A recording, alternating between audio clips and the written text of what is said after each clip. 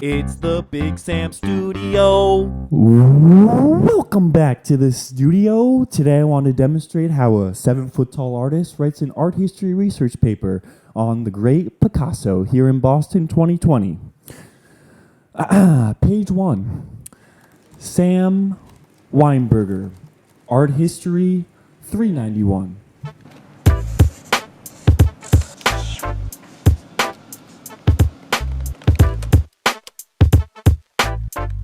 Pablo Picasso, born in October 1881, was a Spanish painter, sculptor, printmaker, ceramist, and theater designer who spent most of his life in France.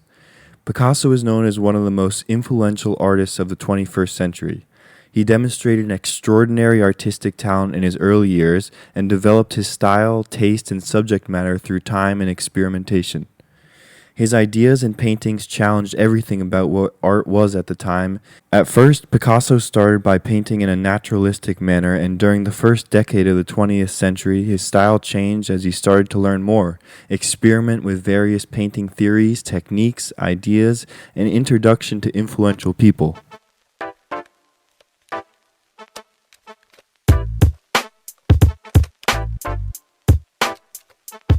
Most fascinating out of all of Picasso's artwork was the development of cubism.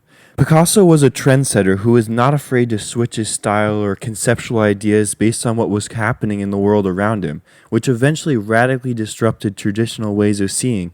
Picasso's Les Des Manuels Avant-Garde was painted in 1907 and became an extremely influential work for Picasso and the Cubism movement. The painting is very large, at about 7 by 8 feet, and depicts 5 naked women in one space. The figures are abstracted and depicted with about 2 tones of color, black and white lines, and abstracted shapes. The curtain-like background is also abstract and made up of various shapes. The warm pink figures are contrasted by the cold gray and blue background. There is no sense of empty space in this work, and it is painted in a simple, childish manner, but with strong complexities, messages, and perspective on the world. Picasso is painting the female body in a completely innovative way, but he remained tied to ancient art, such through the inspiration of African masks that the figures are wearing in the painting. Another example of this can be found in the still life of fruit down on the bottom. He is copying from nature but stylistically making it his own. Picasso really wanted to emphasize the difference between painting and reality. This painting is grounded in what Picasso can see in the real world, but it's heavily skewed by his imagination.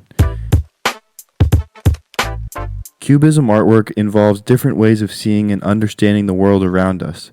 His combination of observing the naturalistic world and memories is evident in his painting. The figure and placement of the objects looks as if he was drawing from life. However, the way in which the forms and the entire painting is constructed is nothing that one would see ever in life. Here, Picasso is pushing away from perspective and form to adapt a more two-dimensional picture plane, and hence, the discoverment of Cubism.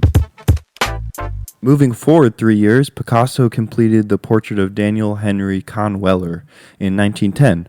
This painting is about 3 by 2 feet, and by the first looks of it, it seems to be an abstract painting consisting of many shapes with subtle gray and orange palette. The colors in the painting are strictly earth tones.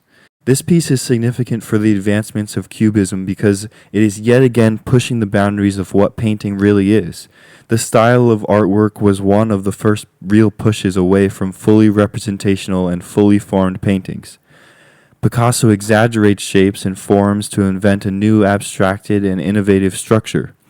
The portrait of Conweller is created by a breakdown of solid forms and multiple perspectives on the same portrait subject. Similar to his other paintings, but it's taken one step further towards abstraction. Daniel Henry Conweller, who was painted in the painting, sorry if I butchered that name, was a German-born artist. He was a dealer, writer, and publisher who opened an art gallery in Paris in 1907. In 1908, he began representing Pablo Picasso, which is how Pablo Picasso first was introduced to George Braque.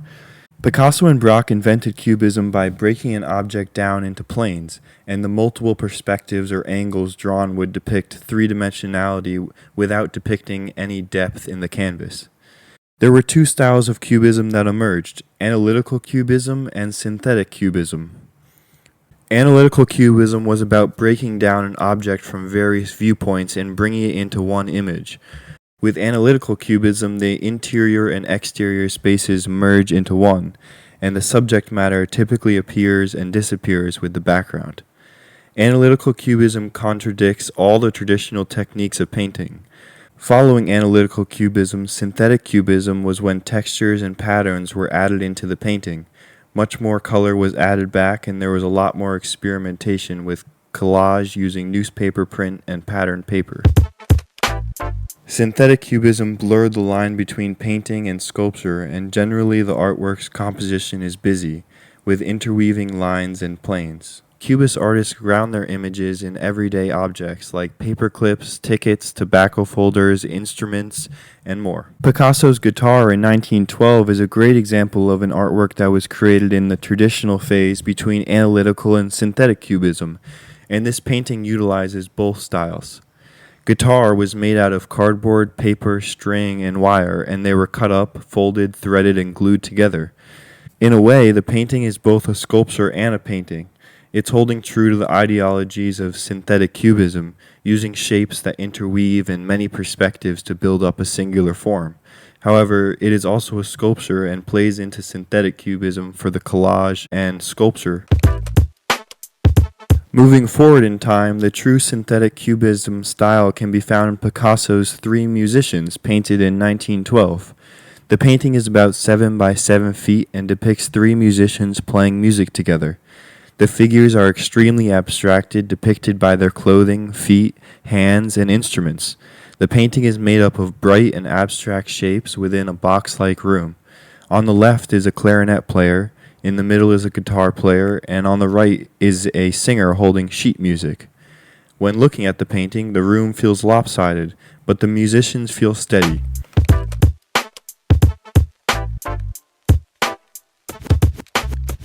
In certain areas, it is a challenge to tell where one musician starts and another stops. The shapes that create them intersect and overlap as if they were paper cutouts, but it's actually a painting. Three Musicians is a great example of synthetic cubism and the push away from analytical cubism. The color palette is bright and colorful, where in previous periods the colors were very muted and earth tones typically dominated the paintings. Here, bold colors are used like saturated reds, greens, blues, and yellows.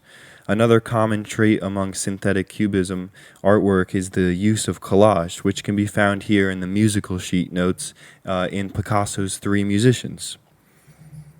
Another common trait in synthetic cubism artwork is the use of collage, which can be found in the musical sheet notes in Picasso's Three Musicians. Synthetic cubism lasted well into the post-World War I era and was the first real integration of high and low art, or pop art as we know it today. Pablo Picasso and the intense collaboration with George Braque created the Cubism period that changed the way in which we see art forever. They actively pushed away from traditional painting techniques and ideas to create a new way of seeing. Rather than fully immersing themselves in creativity, the Cubist artwork is held down by everyday objects that we see in our world. Though an entirely new manner of interpretation, the establishment of Cubism resulted in radically new ways of seeing and thinking for the future generations.